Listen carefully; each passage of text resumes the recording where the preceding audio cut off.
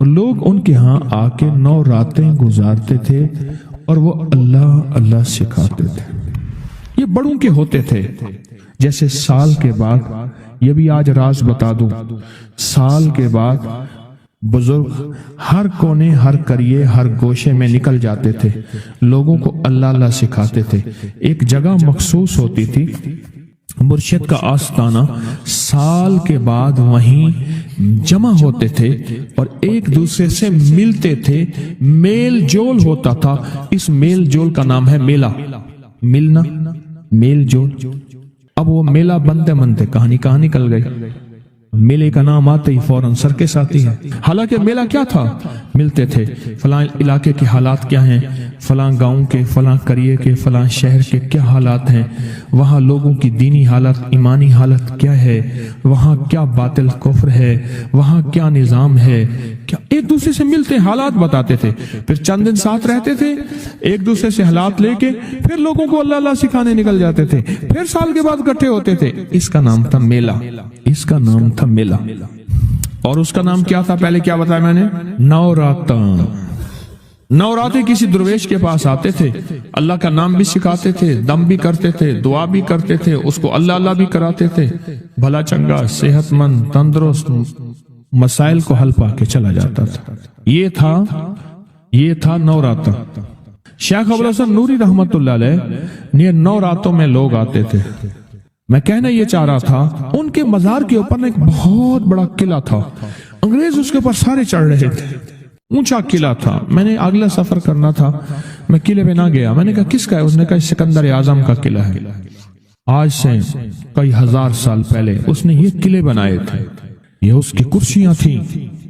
ایک میرے رب کی کرسی ہے، وسیع کرسی، وسیع کرسی۔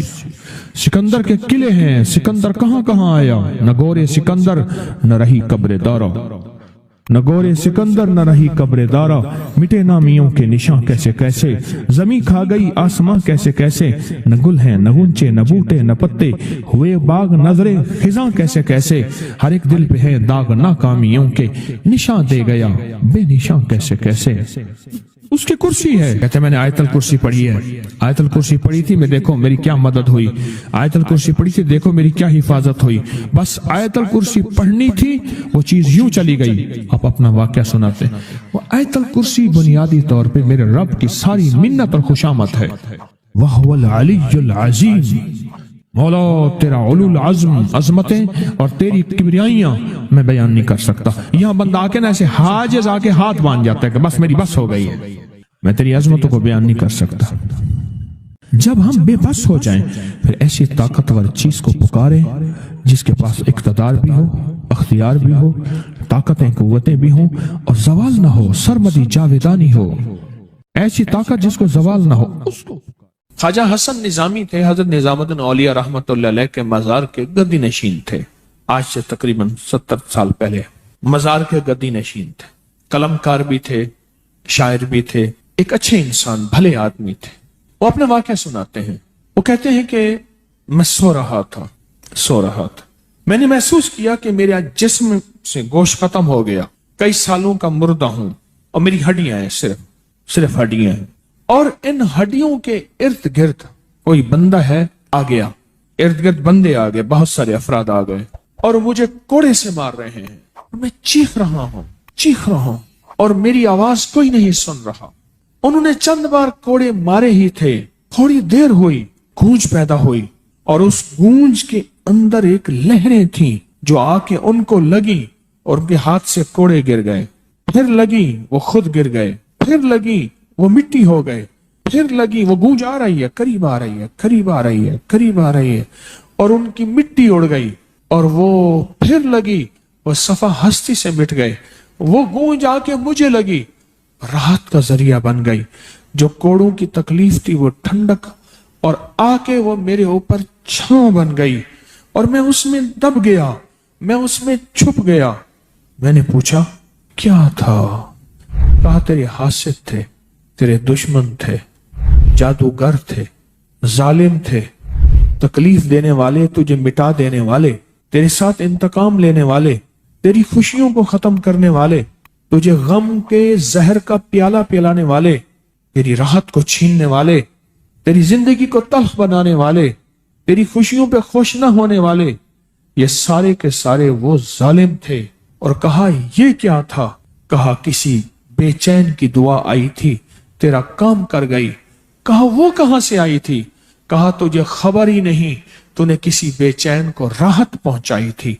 और राहत अल्लाह की बारगाह में इतनी वजनी बन गई कि अल्लाह ने उसकी दुआ को तेरे लिए राहत का जरिया बनाया। तूने उसको राहत पहुंचाई थी, उसकी दुआओं ने तुझे राहत। हमें दुआओं की जरूरत है, हमें दुआओं की जरूरत है। कहा सुन लेना, आज एक मोती दे रहा हूं, सारी जिंदगी याद रखना। कहा जो मुर्शिद की और वालिदैन की सख्तियों और तलखियों के बावजूद भी दिल से ताबेदारी करता रहा और खिदमत करता रहा, मुर्शिद की और वालिदैन की सख्तियों और तलखियों के बावजूद ताबेदारी करता रहा और खिदमत दिल से करता रहा, और मैं अल्लाह जल्ल शान हूं उसे बगैर मुशक्कत की विलायत देंगे। ये मुझे किसी ने बताया है, 100% बताया। मुर्शिद की और वालिदैन की सख्तियां और तलखियों के बावजूद भी 100% खिदमत करता रहा और ताबेदारी करता रहा। यही अल्फाज हैं, और यही के अल्फाज याद रखिएगा कभी पूछूं तो। 100% खिदमत करता रहा, ताबेदारी करता, सख्तियों और तलखियों के बावजूद। अल्लाह उसे बगैर मुशक्कत के, बगैर मेहनत के क्या देंगे? विलायत देंगे। और अल्लाह उसे बगैर कमाए तवंगरी देंगे, कमाए तवंगरी देंगे। और अल्लाह जल्ल शानहू उसको बगैर तौबा के मौत नहीं देंगे, यानी पहले तौबा होगी। एक साहब कहने लगे, मुझे एक अल्लाह वाले हैं, कहने लगे कि एक जवान मेरे पास आया और कहने लगे जी मेरे पास एक इस्म आजम है, जो मसला भी हो चुटकियों मेरा हल हो जाए। तो मैंने उससे कहा कि मुझे ही बता दे कि वो इस्म आजम क्या है, मुझे ही बता दे। कहने लगे कि मैं अपनी अम्मा के ना पाँव दबाना शुरू कर देता हूँ, उसको तेल लगाना शुरू कर देता हूँ, दबाना शुरू कर, और दिल ही दिल में दुआ मांगता हूँ कि मौला तूने खुद तक कहा है अपने हबीब की जुबान से कि माँ के कदमों के नीचे जन्नत है। फिर अल्लाह इन कदमों के नीचे से जन्नत तो मिल सकती है, और जन्नत वो है जिसमें अरबों खरबों साल अल्लाह फिर निकालेंगे भी नहीं। तो या अल्लाह मेरी दुनिया में जिंदगी के ऐसे मसाइल हैं, मुश्किलात हैं, परेशानी है, वो नहीं हो सकती। अल्लाह मेरे वो मसले हल कर दे, वो परेशानी दूर कर दे, वो उलझन दूर कर दे, वो मसले वो उलझन करते करते करने लगे कि मैं जब भी परेशानी होती है बस अम्मा के पाँव दबाता हूँ और उनकी खिदमत करता हूँ और दिल ही दिल में दुआ मांगता हूँ। और बस मुझे एक जवान ने कराची में एक बात कही, याद आई अचानक, वो भी सुना दूं आपको, सुनाऊं? अजीब बात। कहने लगे कि हम घर में रहते हैं, अम्मा बुढ़ापे की वजह से चिड़चिड़ी हो गई, हालात की वजह से बेचारी जो है वो कुछ सख्त मिजाज हो गई। बहुएं हैं, फिर हर बहू का अपना मिजाज, बच्चे हो जाते हैं, फिर बच्चों की आपस में जंग, घर में हंगामा। तो कहने लगे हमारा छोटा सा घर है, तो मैं परेशान था, कुछ मेरे मसाइल थे, मुआशी कारोबारी, मेहनत कर करके। कहने लगे मैं वो शख्स हूँ जिसने खच्चर और गधे की तरह मेहनत की है पर हासिल कुछ नहीं हुआ। तो मैं कहने लगे एक दफा परेशान हाल था, बस में बैठा हुआ था, एक शख्स ने ना पान की पीक फेंकी, वो हवा उड़ती मेरे पर आ गई, मुझे बड़ा गुस्सा आया, मैंने साफ किया, कपड़े पे निशान छोड़ गई। एक साहब ने मुझे पानी की बोतल थी वो दी, मैंने धोई। उन साहब को पता चला कि इनके साथ ये हुआ। कहने लगे वो आए, माफी मांग लेंगे, माजरत करने लगे कि मैंने जानबूझ के ऐसे नहीं किया। कहने लगे मेरा दिल तो नहीं चाह रहा था। मैंने कहा अच्छा ठीक है। कहने लगे वो जाके बैठ गए, एक साहब और बैठे थे, वैसे ये सारा मंजर देख रहे थे। उठे, कहने लगे तुझे एक बात बताऊं, तूने आज जिस तरह पान की पीक बर्दाश्त की है ना, अगर माँ की डांट ऐसे बर्दाश्त कर ले और उफ भी ना कर, कुरान कहता है उफ वाला तनहरहुमा, ऐसे ना कर, और उनके अपने लहजे में मीठा ले जा और धीमा ले जा और ठंडा ले जा से बात कर, तेरे सब मसले हल हो जाएंगे, तब सब परेशानियां दूर हो जाएंगी और तेरी सब उलझने खत्म हो जाएंगी और तू माला माल हो जाए। मैं उसको बंदे को देखने लगा, कैसी बात की, इस मौके की बात तो नजर नहीं आती।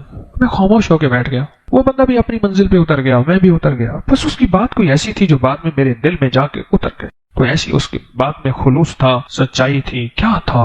बस मैं गया और फैसला कर लिया कि मैं माँ से तू तकरार करता था और माँ को जवाब देता था, कभी बीवी की साइड पे, कभी बच्चों की साइड पे, फिर झगड़ा हो जाता था, फिर कई के दिन माँ और बेटी की औलाद के बोल चाल खत्म होती थी, और फिर ये साल हर साल से जंग चली हुई थी। कभी मुझे अपने आप पे निदामत भी आती थी, कभी माँ पे गुस्सा आता था। फिर मैंने कहा दिल में जाते हुए कि मैं माँ को बदलना चाहता हूँ, माँ तो नहीं बदलेगी, तो लिहाजा मैं ही बदल जाऊं, माँ तो नहीं बदलेगी। वो बुढ़ापे में पुख्ता हो गई अपने मिजाज में। कहने लगे उस पान की पीक पे पान की थूक का माफ करना, दरगुजर करना कोई ऐसा काम आया कि बस मेरी जिंदगी बदल गई।